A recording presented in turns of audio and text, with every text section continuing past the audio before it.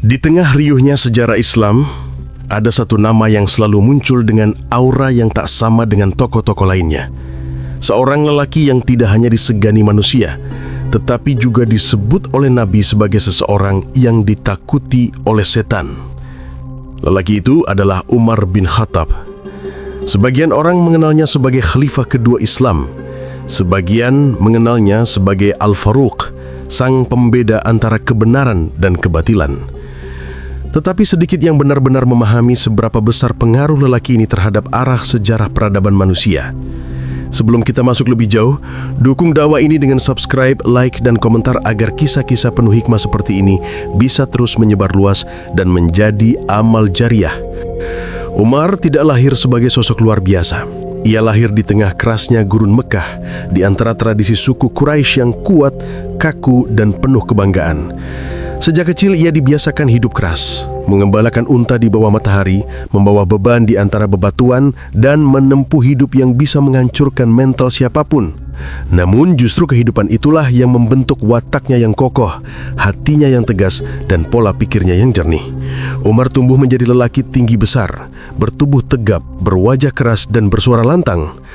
Ia dikenal mampu menaklukkan siapapun dengan tatapannya. Banyak orang Quraisy berbisik bahwa bila Umar marah, seakan keras bumi pun bergetar. Tetapi yang menarik, jauh sebelum Islam datang, Umar sebenarnya bukan orang yang buta rasa. Di balik kekasaran fisiknya, ia memiliki hati yang peka dan pemikiran yang rasional. Namun seperti kebanyakan orang Quraisy, ia terikat kuat pada adat jahiliyah. Hingga akhirnya hidayah mengetuk, dan Umar memeluk Islam dengan hantaman takdir yang mengubah arah hidupnya. Sejak itu Umar menjadi sosok yang selalu berada di sisi Rasulullah. Keberaniannya menjadi perisai bagi kaum muslimin, ketegasannya menjadi benteng yang menghalangi angin perpecahan, dan kecerdasannya menjadi sumber kebijakan yang menguatkan fondasi umat. Ketika Rasulullah wafat dan Abu Bakar menjadi khalifah pertama, Umar adalah tangan kanan yang membantu segala urusan administrasi negara. Dan saat Abu Bakar wafat, tampuk kekhalifahan itu jatuh kepada Umar. 10 tahun kepemimpinannya bukan hanya 10 tahun stabilitas. Itu adalah 10 tahun di mana dunia menyaksikan perubahan besar. Kejatuhan Romawi di Syam, runtuhnya Persia yang ribuan tahun berjaya, terbentuknya Baitul Mal, sistem administrasi negara yang rapi, pendataan penduduk, bahkan penetapan tahun Hijriah. Umar bukan hanya pemimpin, tetapi arsitek pemerintahan modern. Namun di antara semua itu sebenarnya yang paling membuat umat terpana bukan hanya capaian politiknya, melainkan kisah-kisah kehidupannya yang mencerminkan jiwanya, keberaniannya, ketegasannya, dan keadilannya yang benar-benar hidup. Dan disinilah kisah itu berawal. Pada tahun ketika perintah hijrah turun kepada para sahabat, suasana Mekah seperti bayangan yang penuh ketegangan. Kaum Quraisy semakin gelisah dan semakin brutal. Banyak sahabat yang disiksa, diintimidasi, dan diawasi. Maka Rasulullah memerintahkan agar mereka hijrah secara diam-diam, satu demi satu, agar tidak memicu konfrontasi dan tidak menimbulkan korban. Para sahabat pun mengerti. Mereka keluar di malam-malam gelap, menyelinap, bersembunyi di balik batu-batu besar, berjalan melewati celah-celah sempit, hingga akhirnya meninggalkan kota kelahiran mereka dengan derai air mata dan harapan. Namun ada satu sahabat yang tidak berjalan di malam hari, tidak pula menyelinap. Sahabat itu tidak lain adalah Umar ibn Al-Khattab. Dalam sebuah riwayat, pagi itu Mekah sedang ramai. Orang-orang Quraisy sedang berkumpul di sekitar Ka'bah sebagaimana rutinitas mereka. Dan Umar datang dari kejauhan membawa pedang yang tergantung di sisinya, busur yang tersandang, dan anak panah yang digenggamnya.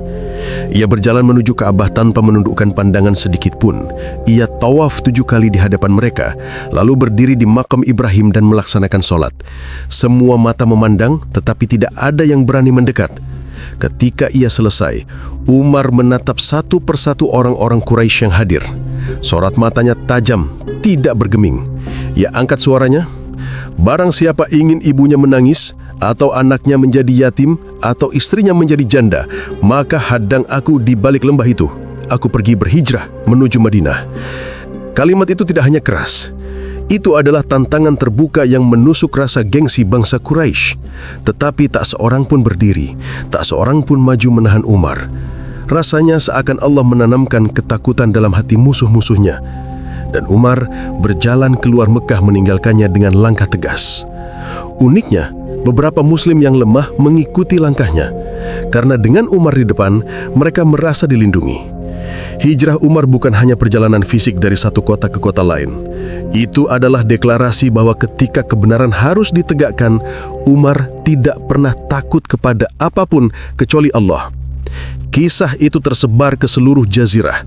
Orang-orang mulai berkata, para sahabat berhijrah sembunyi-sembunyi, tetapi Umar berhijrah terang-terangan. Dan sejak itu, keberanian Umar menjadi legenda. Mesir pada masa kekuasaan Umar adalah negeri yang kaya, indah, dan penuh bangunan megah. Gubernurnya adalah sahabat mulia, Amr bin Al-As, seorang panglima brilian yang menaklukkan negeri itu dengan keimanan dan strategi. Namun, sebagaimana manusia, kadang ada kehilafan. Di depan istana gubernur, ada sebidang tanah kecil yang tidak seberapa luas. Tanah itu milik seorang Yahudi tua. Di atasnya berdiri sebuah gubuk reot yang hampir roboh. Amr yang ingin memperindah kota memutuskan untuk membangun masjid di atas lahan itu agar seimbang dengan istana di sebelahnya. Ia memanggil si Yahudi dan menawarkan harga 1 kali lipat, 2 kali lipat, 3 kali lipat, bahkan 5 kali lipat. Namun si Yahudi tetap menolak. Itu satu-satunya milikku, katanya. Amr akhirnya memutuskan membongkar gubuk itu demi pembangunan masjid. Si Yahudi tak berdaya. Ia menangis. Tetapi ia tidak berhenti berusaha. Ia memutuskan pergi jauh ke Madinah untuk mengadu kepada khalifah. Ketika ia tiba, ia kaget luar biasa. Ia mencari istana khalifah, namun masyarakat Madinah justru menunjuk ke Masjid Nabawi. "Khalifah kami tidak punya istana," kata mereka. Si Yahudi melihat Umar duduk di bawah pohon kurma dengan pakaian sederhana. Tidak ada pelayan, tidak ada penjaga, tidak ada singgasana. Dengan terbata ia bercerita. Umar mendengarkan tanpa memotong sedikit pun. Wajah Umar berubah, sorot matanya tajam. Tanpa berkata panjang, Umar mengintas potong tulang unta. Ia kemudian menggambar huruf alif, garis lurus, di atas tulang itu. Lalu ia silang tengahnya dengan pedang.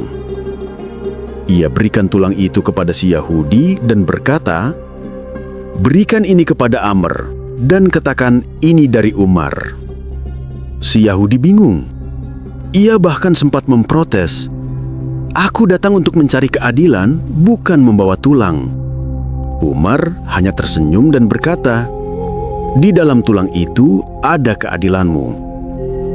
Ketika si Yahudi tiba kembali ke Mesir dan menyerahkan tulang itu kepada gubernur, Amr mendadak pucat, tubuhnya gemetar.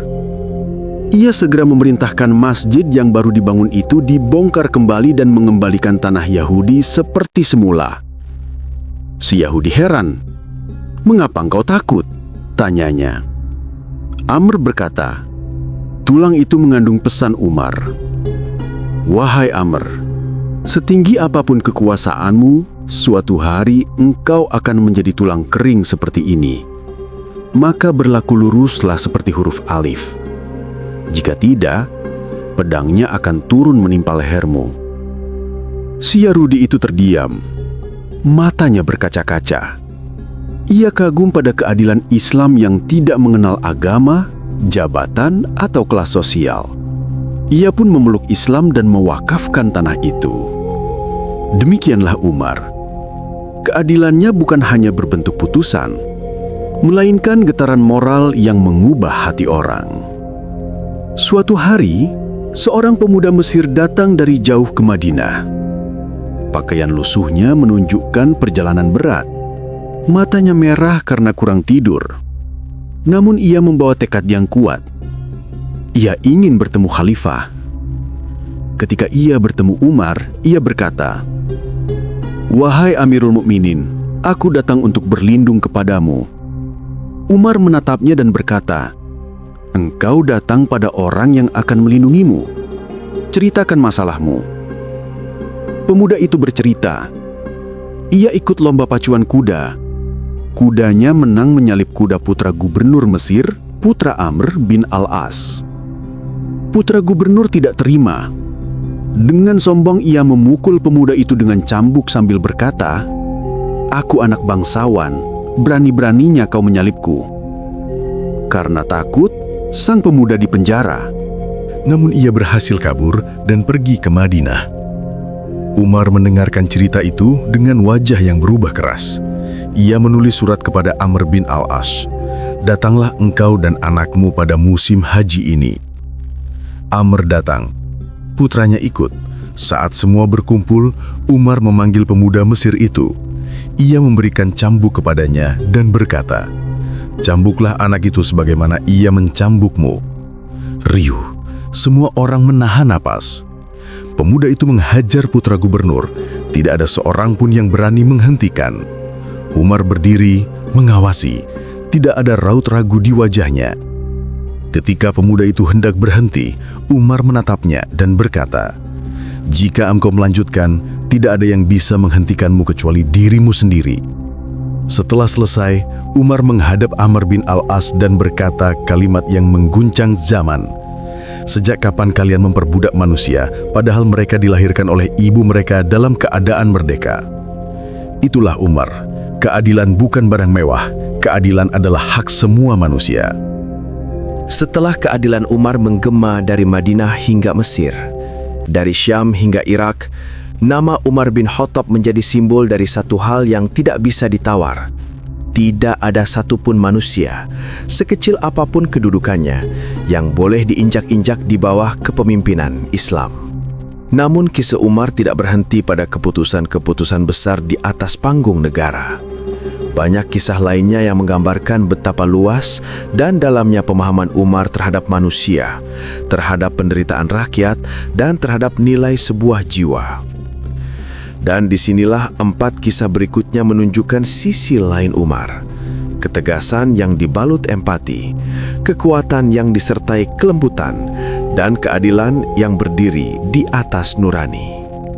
Suatu pagi yang terik di tengah musim paceklik yang memiskinkan banyak keluarga di Madinah, 2 anak kecil dihadapkan ke majelis Umar. Mereka berdua sangat kurus. Tulang pipi terlihat menonjol. Kulit yang tadinya cerah menjadi pucat. Umar menatap keduanya dengan mata yang tidak hanya melihat tubuh mereka, tetapi juga membaca keadaan hidup mereka. Mereka dituduh mencuri seekor unta milik seorang Badui dari Muzainah. Di masa itu, pencurian adalah pelanggaran serius. Namun Umar tidak pernah memberikan hukuman tanpa mendengar terlebih dahulu. Ia menunduk, mendekati mereka, lalu bertanya dengan suara yang tidak sekeras biasanya, "Mengapa kalian mencuri?" Anak-anak itu menunduk. Suara mereka lirih. "Kami lapar, wahai Amirul Mukminin, sangat lapar. Kami bekerja sebagai pelayan, tetapi majikan kami tidak memberi kami makan." Dalam sekejap, seluruh suasana majelis berubah. Umar berdiri tanpa berkata apa-apa. Sorot matanya berubah, bukan karena marah kepada anak-anak itu, tetapi karena amarah terhadap ketidakadilan. "Siapa majikan mereka?" tanya Umar lantang. Seseorang menjawab, "Hatib bin Abi Balta'ah." Nama itu bukan nama kecil. Hatib adalah sahabat Nabi. Tetapi kedudukan siapapun tidak pernah membuat Umar goyah. Umar segera memerintahkan agar Hatib dipanggil.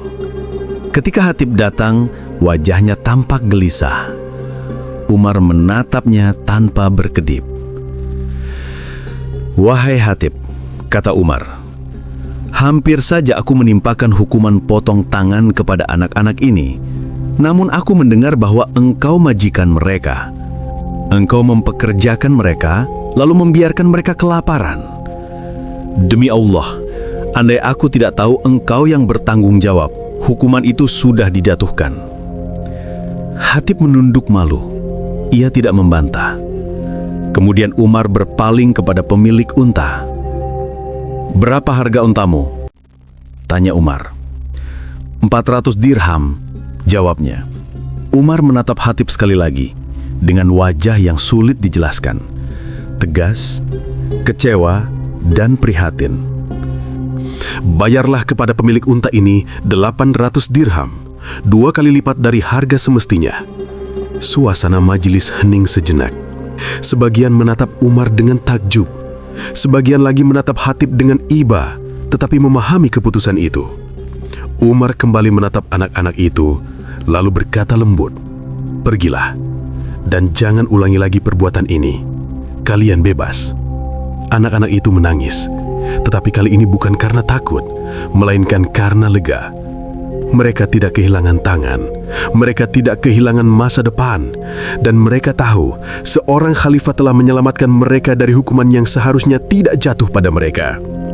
Disinilah kecerdasan Umar terlihat jelas. Ia tidak hanya membaca hukum, ia membaca sebab. Ia tidak hanya melihat pelanggaran, ia melihat manusia, dan ia tidak hanya menimbang tindakan, ia menimbang kezaliman yang melatar belakanginya.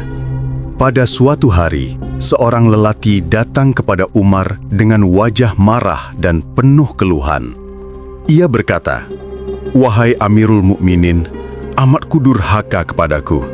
Ia tidak patuh, ia membantahku, dan ia membuatku merasa hina sebagai seorang ayah." Umar memandang lelaki itu dengan sikap yang adil.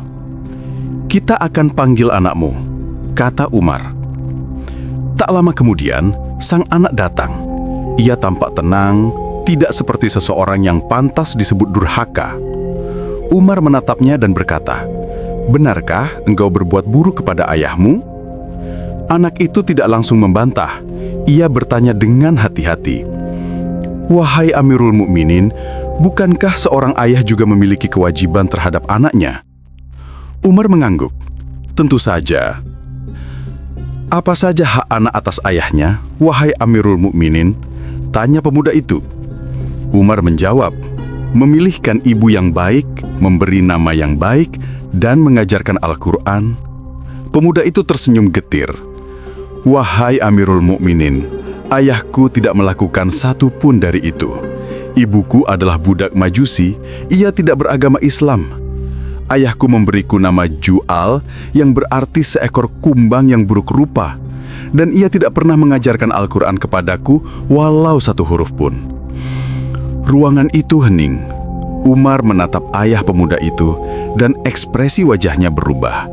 Bukan marah, tetapi kecewa. "Engkau datang mengadukan kedurhakaan anakmu, padahal engkau sendiri telah durhaka kepadanya sebelum ia durhaka kepadamu. Engkau tidak memenuhi haknya, maka bagaimana engkau berharap ia memenuhi hakmu?" Kata-kata Umar itu menusuk, bukan untuk melukai, tetapi untuk menyadarkan. Banyak orang lupa bahwa hubungan orang tua dan anak bukan hubungan satu arah. Anak memang harus berbakti, tetapi orang tua juga harus menunaikan amanah. Ayah pemuda itu menangis. Ia memeluk anaknya, dan Umar menyaksikan keduanya berdamai karena satu hal. Keadilan tidak pernah melihat usia, tidak pernah condong kepada generasi tertentu. Keadilan selalu berdiri tegak untuk siapapun yang berhak menerimanya. Kisah berikutnya adalah kisah yang menggambarkan betapa dalamnya pemahaman Umar terhadap kehormatan manusia, terutama perempuan. Seorang lelaki datang kepada Umar dengan wajah diliputi gelisah. Ia berkata, "Wahai Amirul Mukminin, aku mempunyai seorang anak perempuan. Pada masa jahiliyah, aku pernah menggali tanah dan hampir menguburkannya hidup-hidup. Tetapi Allah menahan tanganku, dan aku menyadarinya. Aku mengangkatnya kembali dan membiarkannya hidup." Umar menatapnya dalam-dalam. Ia tahu, itu adalah masa yang sangat kelam bagi banyak keluarga Arab. Lelaki itu melanjutkan, "Setelah Islam datang, kami berdua memeluk Islam. Namun suatu hari anakku berbuat dosa besar. Ia ketakutan, ia malu, dan ia ingin bunuh diri. Lehernya terluka karena ia mencoba menggoroknya sendiri. Kami menyelamatkannya, kami mengobatinya, dan ia akhirnya sembuh." Lelaki itu terdiam sebentar, menahan segala rasa malu dan takut. Kini, katanya, ada seorang lelaki yang datang melamarnya. "Wahai Amirul Mukminin, apakah aku harus menceritakan masa lalu anakku itu kepadanya?" Pertanyaan itu berat. Sebagian orang mungkin menganggap kejujuran adalah segalanya, tetapi Umar melihat lebih jauh, lebih dalam. Ia melihat sesuatu yang tidak semua orang lihat, penyesalan yang sudah berakhir, aib yang sudah ditutupi Allah, dan martabat yang harus tetap dijaga. Umar menatapnya dalam-dalam, namun bukan dengan kemarahan, melainkan dengan peringatan. "Apakah engkau hendak membuka aib yang telah Allah tutupi?" tanya Umar. "Demi Allah, jika engkau membuka masa lalu anakmu, aku akan menjadikanmu contoh buruk bagi seluruh penduduk." Lelaki itu terperanjat. Ia tidak menyangka bahwa Umar akan berkata seperti itu. Kemudian Umar berkata tegas, "Nikahkan dia sebagai perempuan muslimah yang suci. Apa yang terjadi di masa lalu sudah ditutupi oleh Allah, maka jangan engkau buka." Kisah itu menyebar di Madinah. Para ayah dan para ibu belajar bahwa menjaga kehormatan anak adalah bagian dari menjaga amanah Allah. Dan perempuan itu pun menikah, membangun keluarga, dan tidak pernah lagi disebut-sebut aibnya. Sebab ketika Umar menutup sesuatu, maka umat pun menutupnya. Suatu hari, setelah pasukan Islam berhasil menaklukkan Alexandria, seorang utusan dikirim untuk membawa kabar gembira itu kepada Umar di Madinah. Perjalanan panjang melewati gurun membakar tubuh sang utusan. Ketika ia tiba di Madinah waktu sudah masuk siang hari, ia berniat menemui khalifah tetapi ia terhenti. "Jangan sampai aku mengganggu tidurnya," pikirnya. Mungkin Umar sedang beristirahat. Maka ia pergi ke Masjid Nabawi untuk menunggu. Tidak lama kemudian, seorang pembantu Umar melihatnya dan mengenali bahwa ia datang dari jauh. Pembantu itu segera memberitahu Umar tentang kedatangannya. Umar segera bergegas ke masjid. Ketika ia bertemu utusan itu, sang utusan menyampaikan kabar kemenangan dengan penuh sukacita. Umar pun langsung sujud syukur, membasahi tanah masjid dengan dahinya. Namun setelah itu, Umar mengangkat wajahnya dan berkata, "Wahai saudaraku, mengapa engkau tidak langsung datang kepadaku?" Utusan itu menjawab, "Aku pikir ini waktu istirahatmu, aku takut mengganggumu." Umar menatapnya dan menghela nafas. "Siapa yang akan memikul tanggung jawab umat ini jika aku tidur pada siang hari?" Kalimat itu bukan kalimat sombong. Itu adalah kalimat seorang pemimpin yang memahami beratnya amanah. Tidur bukan masalah, tetapi bagi Umar, tidur terlalu lama adalah kelalaian yang tidak boleh dilakukan oleh pemimpin yang bertanggung jawab terhadap umatnya. Di masa kepemimpinannya, tidak ada hari yang Umar sia-siakan. Ia sedikit tidur di malam hari karena memeriksa keadaan rakyat. Ia sedikit tidur di siang hari karena urusan negara menunggu. Dan ia paham, kelalaian kecil pemimpin bisa membawa bencana besar bagi rakyatnya. Kisah Umar bin Khattab tidak pernah pudar dalam waktu. Setiap generasi membacanya, setiap generasi mengaguminya, dan setiap generasi belajar darinya. Umar bukan hanya seorang khalifah, ia adalah cermin dari kebenaran yang tegas sekaligus lembut. Ia adalah ketegasan yang tidak pernah menginjak manusia, tetapi mengangkat mereka yang terluka. Ia adalah keberanian yang tidak lahir dari ego, tetapi dari rasa takut kepada Allah semata. Jika kita bertanya, mengapa Umar bisa begitu adil? Jawabannya bukan kekuatan fisik, bukan suara lantang, bukan jabatan. Jawabannya karena hatinya jernih. Ia memahami bahwa kekuasaan adalah ujian, bahwa kedudukan adalah amanah, bahwa setiap keputusan pemimpin akan dipertanggungjawabkan di hadapan Allah.